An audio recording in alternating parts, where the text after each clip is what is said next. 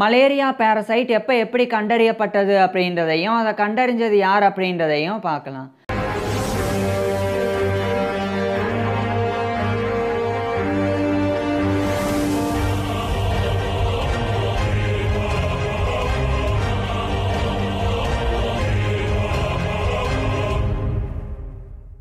இருபதாம் நூற்றாண்டு வரைக்குமே மலேரியான்ற மஸ்கிட்டோ பார்ன் இன்ஃபெக்ஷியஸ் டிசீஸ்னால உலகத்தில் வாழ்ந்து வந்த மில்லியன் கணக்கான மனிதர்கள் ஒவ்வொரு ஆண்டும் இறந்து போனாங்க.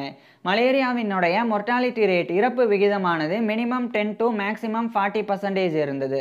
அதாவது 100 பேர் மலேரியானால் பாதிக்கப்பட்டால் 10லிருந்து 40 பேர் வரைக்கும் இறந்து போயிடுவாங்க. அந்த அளவுக்கு அதிகமான உயிரிழப்புகளை ஏற்படுத்தின மலேரியா எப்படி ஏற்படுது, அதுக்குண்டான காரணம் என்ன அப்படின்ற சரியான புரிதல் அந்த காலகட்டத்தில் இல்லாமல் இருந்தது. அதுக்கு முக்கியமான காரணம் மயாஸ்மா தியரியை மருத்துவ உலகம் ஏற்றுக்கொண்டது தான். அதாவது பேட் ஏர், மோசமான காற்று தான் நோய்களை ஏற்படுத்துது அப்படின்ற கோட்பாடு தான் மயாஸ்மா தியரி. இந்த மயாஸ்மா தியரியை தான் அந்த காலகட்டத்தில் மருத்துவ உலகம் ஏற்றுக்கொண்டு வந்தது.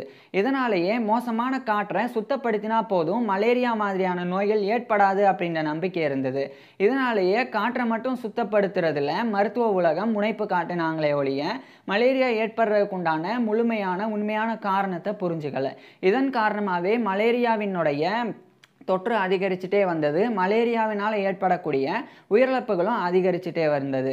இதுக்கப்புறம் சில நூற்றாண்டுகளுக்கு பிறகு என்வாயர்மெண்டல் ஃபேக்டர்ஸ், அதாவது சுற்றுச்சூழல் காரணிகள் தான் மலேரியா ஏற்படுறதுக்கு காரணம் அப்படின்னு மருத்துவ உலகம் முன்மொழிஞ்சது. இதுக்கப்புறமா சுற்றுச்சூழல் காரணிகளை சீர்படுத்தினா போதும் மலேரியா ஏற்படாது அப்படின்ற அந்த நம்பிக்கை இருந்து வந்தது. இந்த நிலையில தான் சரியா 1859ஆம் ஆண்டு லூயி பாஸ்டர் அப்படின்ற பிரான்ஸை சேர்ந்த தலை சிறந்த விஞ்ஞானி, அவர் தான் கண்ணுக்கு தெரியாத கிருமிகள் நீர், நிலம், காற்று போன்ற சூழல்களில் இருக்குது, அதுதான் நம்ம உண்ணக்கூடிய உணவுகளை புளிக்க வைக்கவும் கெட்டு போக வைக்கவும் செய்யுது, அந்த கிருமிகள் தான் நோய்களையும் ஏற்படுத்துது அப்படின்றத முன்மொழிஞ்சாங்க. இதுதான் ஜெர்ம் தியரி ஆஃப் டிசீஸ் அப்படின்ற நோயின் கிருமி கோட்பாட்டின் ஒரு அடித்தளம். இதுக்கப்புறம் தான் ஒரு நோய் ஏற்படுது அப்படின்னா அந்த நோய் ஏற்படுத்துறது ஒரு பாக்டீரியாமோ வைரஸோ அல்லது ஃபங்கை மாதிரியான ஏதோ ஒரு மைக்ரோ ஆர்கானிசம் தான் காரணம் அப்படின்ற அந்த ஒரு கோட்பாடானது பரவலாக பேசப்பட ஆரம்பிக்குது. இந்த நிலையில தான் ராபர்ட் கோக் அப்படின்ற ஜெர்மன் பிசிசியன், அவர் இந்த ஆந்த்ராக்ஸ், அதே மாதிரி காலரா, டியூபர்குலோசிஸ் இது போன்ற நோய்கள் ஏற்படுறதுக்கு காரணம் பாக்டீரியம் அப்படின்றத கண்டறிஞ்சாங்க. ஸோ இதுக்கப்புறம் தான் இந்த கிருமி கோட்பாடு ஜெர்ம் தியரியானது ஏற்றுக்கொள்ளப்பட ஆரம்பிக்குது. ஸோ அதனால் வரைக்கும் மோசமான காற்று அல்லது சுற்றுச்சூழல் காரணிகள் இவைகள் தான் நோய்கள் ஏற்படுறதுக்கு காரணம் அப்படின்னு இருந்தது போய் படிப்படியாக பாக்டீரியா, வைரஸஸ் அல்லது ஃபங்கை மாதிரியான மைக்ரோ ஆர்கானிசம்ஸ் தான் நோய்கள் ஏற்படுறதுக்கு காரணம் அப்படின்ற அந்த ஒரு நம்பிக்கையானது பரவலாக வர ஆரம்பிச்சிருந்தது. உதாரணமாக ஆந்த்ராக்ஸ் அப்படின்ற நோய் ஏற்படுறதுக்கு பெசில்லஸ் ஆந்த்ராசிஸ் அப்படின்ற ஒரு பாக்டீரியம் தான் காரணம் அப்படின்றத ராபர்ட் கோக் கண்டறிஞ்சு சொன்னாங்க. ஸோ இது மாதிரி தான் இந்த காலரா, அதுக்கப்புறம் டியூபர்குலோசிஸ் இது போன்ற நோய்கள் ஏற்படுறதுக்கு பாக்டீரியம் காரணம் அப்படின்றத கண்டறிஞ்சாங்க. இதுக்கப்புறம் தான் உண்மையிலேயே கண்ணுக்கு தெரியாத கிருமிகள் தான் நோய்கள் ஏற்படுறதுக்கு காரணம் அப்படின்ற அந்த கிருமி கோட்பாடு ஏற்றுக்கொள்ளப்பட ஆரம்பிச்சிருந்தது. இந்த நிலையில தான் சரியா 1880 இந்த காலகட்டத்தில் நார்த் ஆப்பிரிக்காவுடைய அல்ஜீரியாவில் இருக்கிற கான்ஸ்டான்டின் அங்கே சார்ல்ஸ் லூயிஸ் ஆல்ஃபான்ஸ் லவரன் அப்படின்ற பிரான்ஸை சேர்ந்த ஒரு பிசிசியன், ஒரு மருத்துவர், அவர் அப்போ ஒரு ஆர்மி சர்ஜனாக இருந்தாங்க. அப்போ போரில் ஈடுபடக்கூடிய இராணுவ வீரர்கள் நிறைய பேர் மலேரியா தொற்றுனால பாதிக்கப்பட்டிருந்தாங்க. அவங்கள இந்த சார்ல்ஸ் லூயி லவரன் அப்படின்ற அந்த பிரெஞ்சு பிசிசியன் தொடர்ந்து ரிசர்ச் பண்ணாங்க. அவங்களுடைய பிளட்டை வச்சு, பிளட் சாம்பிள்ஸை வச்சு ரிசர்ச் பண்ணாங்க.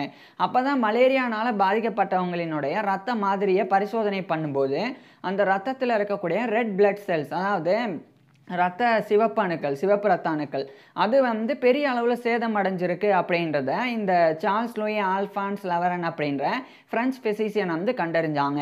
அதுக்கப்புறம் அதை மைக்ரோஸ்கோப் வச்சு ஆய்வு செஞ்சு பார்க்கும்போது தான் அந்த பிளட்டில் ஒரு வகையான பேரசைட், அதாவது ஒட்டுண்ணி இருக்குது அப்படின்றத அவர் கண்டறிஞ்சாங்க. ஸோ இந்த ஒட்டுண்ணி தான் மலேரியா ஏற்படுறதுக்கு காரணம் அப்படின்றதையும் அவர் 1880 நவம்பர் 6 அன்னைக்கு கண்டறிஞ்சு சொன்னாங்க. அதுக்கப்புறமா 1881ஆம் ஆண்டு அந்த சார்ல்ஸ் லூயி ஆல்ஃபான்ஸ் லவரன் அந்த பிரெஞ்சு பிசிசியன் அதை ஒரு ரிசர்ச் பேப்பராகவே எழுதி பப்ளிஷ் பண்ணாங்க. ஸோ ஒரு பேரசைட் தான், ஒரு ஒட்டுண்ணி தான் மலேரியா அப்படின்ற தொற்றுநோய் ஏற்படுறதுக்கு காரணம் அப்படின்றத அவர் தான் கண்டறிஞ்சு சொன்னாங்க. அதுக்கு அவர் வந்து ஆசிலரியா மலேரியை அப்படின்ற அந்த பேரை வந்து அதுக்கு இட்டாங்க. அதுதான் வந்து பிற்காலத்தில் பிளாஸ்மோடியம் ஃபால்சிபரம் அப்படின்னு சொல்லி இன்றைய காலகட்டத்தில் வந்து அழைக்கப்படுது. அதாவது பிளாஸ்மோடியம் அப்படின்னு சொல்லி ஒரு ஜீனஸ், ஒரு பேரினம் இருக்குது.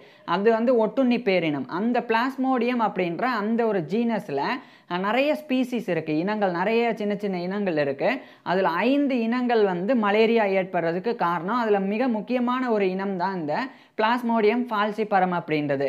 ஸோ அதை இந்த சார்ல்ஸ் லூயி ஆல்ஃபான்ஸ் லவரன் அப்படின்றவர் வந்து கண்டறிஞ்சு சொன்னாங்க. இதை புரிகிற மாதிரி சொல்கிறேன். இப்போ வந்து கழுகு அதே மாதிரி பருந்து எடுத்துக்கிட்டோம், இது எல்லாமே வந்து ஒரே ஜீனஸ் தான், ஒரே பேரினத்தை சேர்ந்தது தான். ஆனால் அதுலேயே கழுகு மட்டும் தனியாக எடுத்துக்கிட்டோம்னா கழுகுலேயே நிறைய ஸ்பீசிஸ் இருக்கும், பருந்துலேயே நிறைய ஸ்பீசிஸ் இருக்கும். இப்படி வெவ்வேறு வகையான ஸ்பீசிஸ் இனங்கள் வந்து இருக்கும். அந்த எல்லா இனங்களும், அதாவது கழுகு, பருந்து, அதுக்கப்புறம் ஹாக்ஸ் அப்படின்னு ஒன்று இருக்குது, இதெல்லாமே வந்து சேர்ந்தது ஒரு பெரிய ஜீனஸ், ஒரு பெரிய இனம் அப்படின்னு மாறிடும். அது மாதிரி பிளாஸ்மோடியம் அப்படின்னு ஒரு பெரிய ஒட்டுண்ணி இனம் இருக்குது. அதில் பிளாஸ்மோடியம் ஃபால்சிபரம் அப்படின்ற ஒரு வகையான ஸ்பீசிஸ் இருக்குது, ஒரு சின்ன இனம். அந்த ஒரு சின்ன இனத்தை தான் இவர் வந்து ஆசிலரியா மலேரியை அப்படின்ற பேரிட்டு அவர் வந்து அந்த ஒரு சார்ல்ஸ் லூயி ஆல்ஃபான்ஸ் லவரன் அப்படின்ற ஃப்ரெஞ்ச் ஃபிசிஷியன் வந்து அதை கண்டறிஞ்சாங்க. ஸோ இது நாள் வரைக்கும் மலேரியா ஏற்படுறதுக்கு மோசமான காற்று அல்லது சுற்றுச்சூழல் காரணிகள் தான் காரணம் அப்படின்னு நம்பப்பட்டு வந்த நிலையில் அது கிடையாது. மலேரியா ஏற்படுறதுக்கு ஒரு பேரசைட், ஒட்டுண்ணி காரணம் அப்படின்றத இவர் கண்டறிஞ்சு சொன்னாங்க. இதுக்கப்புறம் சில ஆண்டுகளுக்கு பிறகு இது வந்து அப்போ இவர் சொன்ன உடனே அதை அப்படியே வந்து ஏற்றுக்கலை. அதுக்கு நிறைய பேர் வந்து எதிர்ப்பு தெரிவித்தாங்க. இப்படியெல்லாம் கிடையாது அப்படின்னு சொல்லிலாம் வந்து அது பெரிய எதிர்ப்புகளை வந்து தெரிவித்து வந்தாங்க. இந்த நிலையில் தான் 1888ஆம் ஆண்டு ஜியோவானி பெட்டிஸ்டா கிராசி அப்படின்ற ஒரு இட்டாலியன் ஃபிசிஷியனும் அதே மாதிரி ரெய்மண்டோ ஃபெல்லட்டி அப்படின்ற இன்னொரு இட்டாலியன் ஃபிசிஷியன், இவங்க 2 பேரும் இணைஞ்சு இந்த 1888ஆம் ஆண்டு இந்த பிளாஸ்மோடியத்திலே இருக்கக்கூடிய இன்னொரு ஸ்பீசிஸ், இன்னொரு இனமான பிளாஸ்மோடியம் மலேரியை அப்படின்ற இன்னொரு ஸ்பீசிஸை கண்டறிஞ்சாங்க.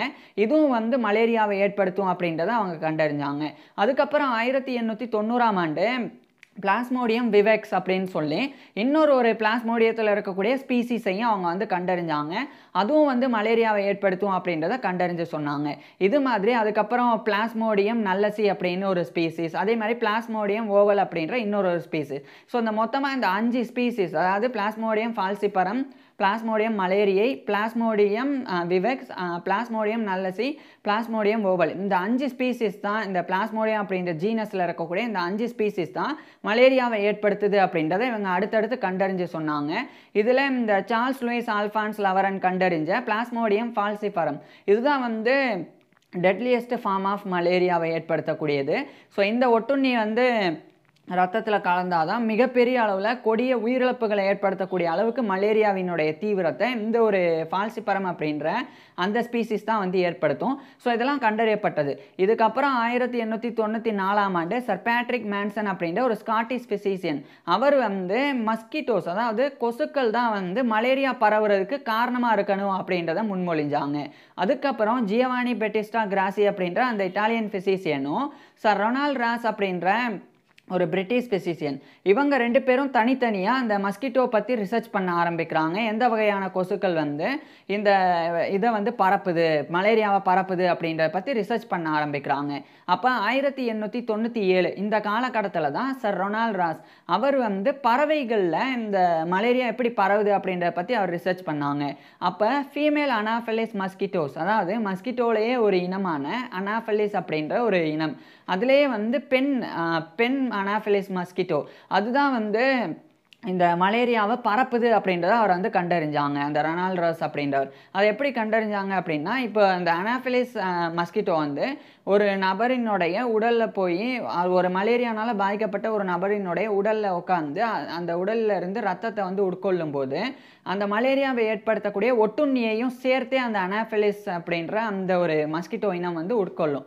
அதுவும் குறிப்பாக வந்து ஃபீமேல் மஸ்கிட்டோ அது வந்து உட்கொண்ட உடனே அந்த மஸ்கிட்டோவினுடைய குடலில், கட்டில் வந்து இந்த பேரசைட் ஆனது, மலேரியாவை ஏற்படுத்தக்கூடிய பேரசைட் போய் இனப்பெருக்கம் பண்ணி பெருசாக வந்து வளர ஆரம்பிக்கும். அது எப்படி அப்படின்னா ஸ்போரோசைட்ஸ் அப்படின்னு சொல்லி ஒரு ஸ்டேஜ் இருக்குது. இது எப்படின்னா, இப்போ மனிதர்களை எடுத்துக்கிட்டோம்னா பொதுவாக வந்து மனிதர்கள் வந்து பிறந்த உடனே இன்ஃபென்ட், கைக்குழந்தை அப்படின்னு சொல்லுவோம். அதுக்கப்புறம் வந்து சைல்டு அப்படின்னு சொல்லுவோம், அதுக்கப்புறமா அடல்ட் அப்படின்னு சொல்லுவோம். இது மாதிரி ஒவ்வொரு நிலை இருக்கிற மாதிரி, ஒவ்வொரு ஸ்டேஜ் அந்த வளர்ச்சி இருக்கிற மாதிரி, இந்த மலேரியாவை ஏற்படுத்தக்கூடிய பேரசைட் அந்த ஒட்டுண்ணிக்கும் வந்து ஒவ்வொரு நிலை இருக்குது. அதில் ரொம்ப சிறிய நிலையில் இருக்கிற அந்த ஒட்டுண்ணிகளை தான் இந்த மஸ்கிட்டோஸ் வந்து உறிஞ்சிரும். ரத்தத்தோடு சேர்ந்து உறிஞ்ச பிறகு அது குடலில் போன பிறகு அந்த அந்த மஸ்கிட்டோவினுடைய குடலில் போன பிறகு அது வந்து பெருக ஆரம்பிக்கும். பெருக ஆரம்பித்து ஸ்போரோசைட்ஸ் அப்படின்ற ஒரு நிலையை எட்டிய பிறகு அது நேராக போய் கொசுக்களினுடைய சலைவா கிளான்ஸ் அப்படின்ற அந்த உமிழ்நீர் சுரபிகள் அதில் வந்து மைக்ரேண்ட் ஆகி அதில் போய் உட்காந்துரும். அப்போ அந்த அனாஃபிலிஸ் மஸ்கிட்டோ வந்து வேற ஒரு நபரை கடிக்கும்போது அந்த நபரினுடைய உடலில் இந்த ஸ்போரோசைட்ஸ் அப்படின்ற அந்த ஒரு பேரசைட்டினுடைய அந்த நிலை கொண்ட அந்த ஒரு மலேரியா ஒட்டுண்ணியானது ரத்தத்தில் கலந்து அந்த பிளட் ஸ்ட்ரீம் வழியாக நேராக அந்த மனிதனினுடைய லிவரில் போய் கல்லீரலில் போய் வந்து உட்காந்துரும். கல்லீரலில் இருக்கக்கூடிய லிவர் செல்ஸ் கல்லீரல் செல்களுக்குள்ளே அது வந்து நுழைஞ்சு ஸ்போரோசைட்ஸ் அப்படின்ற நிலையிலிருந்து அது மல்டிப்புளாக பெருகி நிறைய பேரசைட்ஸாக நிறைய ஒட்டுண்ணிகளாக மாறி மேரோசைட்ஸ் அப்படின்ற இன்னொரு பெரிய நிலை அதை வந்து அடையும். அதை அடைஞ்ச பிறகு தான் அது லிவர் செல்ஸ்லேருந்து வெளியே வந்து மறுபடியும் பிளட் ஸ்ட்ரீமில் கலந்து அந்த ரத்தத்திலிருந்து ரெட் பிளட் செல்ஸில் அதாவது சிவப்பு ரத்த அணுக்கள் அதை வந்து தாக்க ஆரம்பித்து மலேரியாக்குண்டான அந்த சைக்கிள் ஃபீவர் இது மாதிரியான மற்ற அறிகுறிகள் எல்லாம் வந்து தென்படுத்தி அந்த மனிதர்களுக்கு வந்து மலேரியாவை ஏற்படுத்தும். ஸோ இதை ரொனால்ட் ராஸ் வந்து பறவைகளை வச்சு அதை வந்து கண்டறிஞ்சாங்க. 1898ஆம் ஆண்டு இந்த ஜியோவானி பெட்டிஸ்டா கிராசி அவர் வந்து இதை மனிதர்களில் எப்படி பரவுது அப்படின்ற இதை வந்து கண்டறிஞ்சாங்க.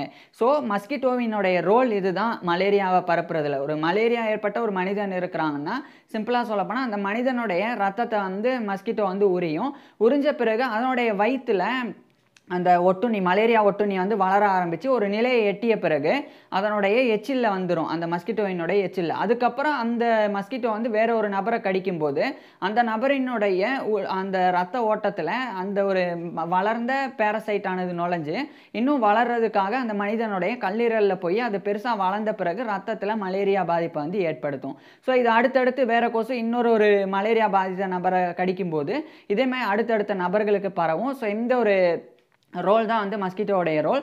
ஸோ இதை வந்து இவங்க 2 பேரும் வந்து முன்மொழிஞ்சாங்க. அதுக்கப்புறம் 1902ஆம் ஆண்டு Nobel prize for physiology R medicine அதாவது உடலியல் அல்லது மருத்துவத்திற்கான நோபல் பரிசு ரொனால்ட் ராஸுக்கு வழங்கப்பட்டது. அப்போ பெரிய கான்ட்ரவர்சி ஆச்சு. ஜியோவானி பெட்டிஸ்டா கிராசி இவரும் தானே அதை வந்து டிஸ்கவர் பண்ணி சொன்னாங்க அப்படின்னு. ஸோ இதெல்லாம் ஒரு பக்கம் இருக்குது. 1907ஆம் ஆண்டு இந்த காலகட்டத்தில் தான் மலேரியாவை ஏற்படுத்துறது ஒரு பேரசைட் ஒட்டுண்ணி அப்படின்னு கண்டறிஞ்ச சார்ல்ஸ் லூயி ஆல்ஃபான்ஸ் லவரன் அவருக்கு வந்து 1907ஆம் ஆண்டு Nobel prize for physiology R medicine அந்த ஒரு பரிசானது வழங்கப்பட்டது. ஸோ 1880 அவர் கண்டறிஞ்சாங்க. 27 ஆண்டுகளுக்கு பிறகு தான் அதுக்குண்டான அங்கீகாரமே அவருக்கு கிடைச்சது. இதுக்கப்புறம் தான் இந்த கொசுக்களை வந்து பரவுறதை தடுத்தாலே போதும், அதாவது கொசுக்களை ஒழிச்சாலே போதும் மலேரியா பரவலை தடுக்கலாம். அது வந்து கண்டறியப்பட்டது. அதே மாதிரி மலேரியா அப்படின்ற நோய்க்கு மருந்து கண்டுபிடிக்கணும் அப்படின்னு நிறைய விஞ்ஞானிகள் முயற்சித்தாங்க. அதில் பாரம்பரிய மருத்துவத்தை பயன்படுத்தி 1972ஆம் ஆண்டு சைனாவை சேர்ந்த 2UU அப்படின்ற ஒரு மலேரியாலஜிஸ்ட் ஒரு ஃபீமேல் மலேரியாலஜிஸ்ட் அவங்க தான் வந்து மலேரியாவுக்குண்டான மருந்தாக ஆர்டிமிசினன் அதை வந்து கண்டறிஞ்சாங்க. டைஹைட்ரோ ஆர்டிமிசினையும் கண்டறிஞ்சாங்க. அதுக்கப்புறம் 1990களில் பயன்பாட்டிற்கு வந்து இன்றைய காலகட்டத்தில் மலேரியா அப்படின்ற ஏற்பட்டால் அதை வந்து சிகிச்சை கொடுக்கக்கூடிய அளவில் இன்றைக்கி வந்து மாறி இருக்கு. ஸோ இந்த அளவுக்கு வளர்ச்சி ஏற்பட்டதுக்கு மலேரியாவினுடைய காரணம் என்ன, மலேரியா ஏற்படுறதுக்கு காரணம் என்ன அப்படின்னு சார்ல்ஸ் லூயி ஆல்ஃபான்ஸ் லவரன் கண்டறிஞ்சது தான். ஸோ மலேரியா ஏற்படுறதுக்கு ஒரு பேரசைட் காரணம் அப்படின்னு இவர் கண்டறிஞ்சு அது வந்து பிளாஸ்மோடியம் ஃபால்சிபரம் அதுக்கப்புறம் அதில் ஆரம்பித்து 5 ஸ்பீசிஸ் அப்படின்றது அடுத்தடுத்து கண்டறியப்பட்டது. ஸோ இதுக்கு அடித்தளமிட்டது சார்ல்ஸ் லூயி ஆல்ஃபான்ஸ் லவரன் தான். ஸோ அதுக்கப்புறம் இன்னொரு விஷயம், ஸோ இப்படி தான் வந்து மலேரியாவினுடைய பேரசைட் கண்டறியப்பட்டது. இதை கண்டறிஞ்சது சார்ல்ஸ் லூயி ஆல்ஃபான்ஸ் லவரன் அப்படின்ற நபர் தான். ஸோ ஒரே ஒரு விஷயம் என்னென்னா இந்த மலேரியாவுக்குண்டான மருந்து இது வந்து ஆர்டிமிசினின் இது எப்படி கண்டறியப்பட்டது அப்படின்றது ரொம்ப சுவாரஸ்யமான ஒரு தகவல். அது வந்து பாரம்பரிய மருத்துவத்தை பயன்படுத்தி 2UU அப்படின்ற பெண் வந்து கண்டறிஞ்சாங்க. ஸோ இந்த மலேரியாவுக்குண்டான ஆர்டிமிசினின் எப்படி கண்டுபிடிக்கப்பட்டது அப்படின்ற ஃபுல் டீட்டெயிலாக நான் ஏற்கனவே பேசியிருக்கிறேன். அதை கீழே டிஸ்கிரிப்ஷனில் லிங்காக வந்து கொடுத்துருக்கேன் பாருங்கள். இல்லைனா டிஸ்பிளேவை டச் பண்ணுங்கள், நேராக அந்த வீடியோக்கே போயிடலாம். தேங்க்யூ.